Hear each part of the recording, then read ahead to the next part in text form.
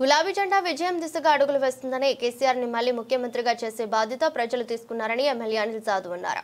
ఆదిలాబాద్ జిల్లా ఇచ్చోడ మండలంలోని ముక్రాబి గ్రామ పంచాయతీ పరిధిలోని రఘుగూడ, మాంకుగూడ గ్రామానికి చెందిన వివిధ పార్టీలకు చెందిన నాయకులు బోత్ ఎమ్మెల్యే అనిల్ జాదవ్ సమక్షంలో బీఆర్ఎస్ తీర్థం పుచ్చుకున్నారు.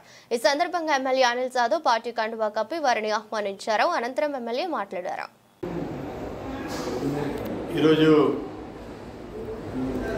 ముందుగా అందరికీ నవరాత్రి మరియు దసరా శుభాకాంక్షలు తెలియజేసుకుంటూ బోత్ నియోజకవర్గంలోని ప్రతి గ్రామంలో ప్రతి మండలాలలో నియోజకవర్గం మొత్తంలో కూడా గతంలో గౌరవ తొలి ముఖ్యమంత్రి అయినటువంటి కేసీఆర్ గారి నాయకత్వంలో ఆయన చేసినటువంటి అభివృద్ధి కార్యక్రమాలను దృష్టిలో ఉంచుకొని ఇప్పుడు ఉన్నటువంటి కాంగ్రెస్ పార్టీ మీద వ్యతిరేకతతోటి ఎక్కడ పడితే అక్కడ ప్రతి గ్రామము ప్రతి మండలాల్లో నియోజకవర్గ కేంద్రాల్లో కూడా ప్రతి ఒక్కరూ కేసీఆర్ గారి నాయకత్వమే కావాలి, కేసీఆర్ గారే మరోసారి ముఖ్యమంత్రి రాష్ట్రానికి కావాలి, అభివృద్ధి బాటలో నడిపే నాయకుడు కేసీఆర్ ఒక్కడే అని చెప్పేసి కూడా కరాగడిగా బల్లగా వద్దినట్టు కూడా ప్రతి ఒక్కరూ తండోపతండాలుగా ఈరోజు బీఆర్ఎస్ పార్టీలో చేరుతున్నారు. కాబట్టి ఆ విధంగా ప్రతి ఒక్కరూ కేసీఆర్ గారిని కోరుకుంటున్నటువంటి కాబట్టి